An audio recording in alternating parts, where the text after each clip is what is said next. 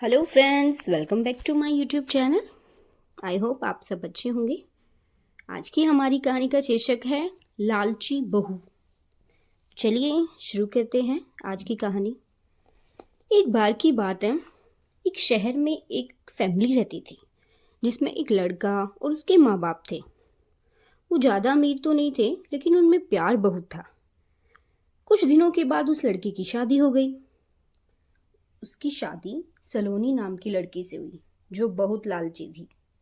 वह अपने पति को किटी पार्टी में जाने के लिए बार बार नए कपड़े और गहने लाने को कहती रहती थी। उसके पति ने उसको समझाया कि अपनी बराबरी वालों से ही हमें दोस्ती करनी चाहिए। अगर तुम महीने में 10 बार किटी पार्टी में जाओगी तो तुमको हर बार नए कपड़े और गहने कौन दिलाएगा। लेकिन वह अपने पति से झगड़ा करने लग जाती और बोलती कि अगर मैं नए कपड़े गहने पहनकर नहीं जाऊंगी तो मेरी सहेलियां मेरा मजाक उड़ाएगी। तुम ज़्यादा कमाने की तो सोचते नहीं हो और मुझे ही रोकते रहते हो।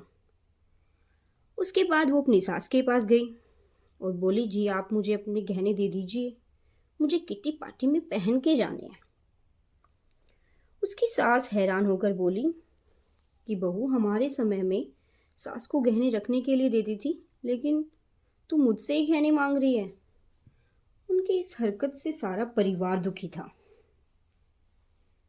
एक दिन सलोनी की कोई सहेली शिल्पा उसके घर आती है। उसने सलोनी की सास से सलोनी के बारे में पूछा तो सास ने बताया सलोनी पार्टी में गई है। तो शिल्पा ने उसकी सास से पूछा कि आप इतनी दुखी क्यों दिख रही हैं। तब उसकी सास ने उसको सारी बात बताई कि किस तरह सलोनी उनसे नए नए कपड़े, नए नए गहनों की डिमांड करती रहती है और सारे पैसे इन पर ही खर्च करती रहती है। वो शिल्पा से पूछती है कि तुम ही बताओ, ज़्यादा ज़रूरी क्या है, रोटी या ये दिखावा। तो शिल्पा कहती है कि रोटी ज़्यादा ज़रूरी है, लेकिन सलोनी को ये बात हम समझाएं कैसे। सलोनी की सास ने पूछा। इसके बाद शिल्पा ने कहा कि आप अब देखते जाइए, मैं सलोनी को कैसे समझाती हूँ। तो शिल्पा ने अपने जितने भी गहने और नए कपड़े थे सभी लाकर सलोनी के घर रख दिए और उसका सारा राशन, फर्नीचर अपने घर लेकर चली गई। जब सलोनी घर आई तो अलमारी में नए गहने कपड़े देखकर बहुत खुश हुई और उसके बाद अपनी सास से बोली कि ये सब किसके हैं। तो उसकी सास बोली, ये सब तेरे हैं, तुझको अब जितना बदल कर पहनना है कपड़े गहने तो पहन सकती है और पार्टी में भी जा सकती है घूमने। तो कुछ देर के बाद जब रसोई में गई तो देखा घर का सारा राशन गायब था। सभी डिब्बे खाली थे और सभी डिब्बों में सिर्फ गहने ही थे। मैं अपनी सास से बोली, ये सब क्या है, घर का सारा राशन और फर्नीचर कहाँ चला गया। उसकी सास बोली, वो सब बेचकर ही तो तेरे लिए नए गहने और कपड़े लेकर आए हैं, अब तो इनको ही बदल बदल कर पहना कर। सलोनी बोली, लेकिन गहनों से पेट थोड़ी भरेगा, खाना तो बनाना ही पड़ेगा ना। तो सलोनी की सहेली शिल्पा भी आ गई। उसने कहा, जब पहले तुम्हारी सास ने तुमको समझाया तुम नहीं मानी, इसलिए हमें ये सब खेल करना पड़ा।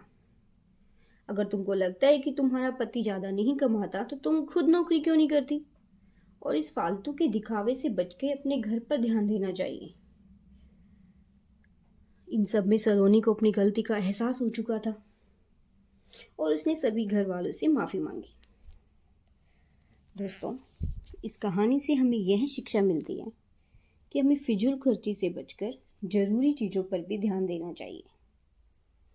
हर चीज़ बैलेंस में रखनी चाहिए। घर, परिवार और बाहर आना जाना, घूमना, ये सब एक हद में ही रहना चाहिए।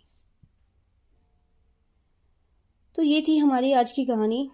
कमेंट्स में बताइए कैसी लगी और आप कमेंट्स में ये भी बताइए कि आगे आपको किस तरह की कहानी सुननी पसंद है। और मेरे चैनल पर बने रहिए, लाइक, सब्सक्राइब और शेयर कीजिए। मिलते हैं नेक्स्ट वीडियो में। तब तक के लिए जय हिंद, जय भारत।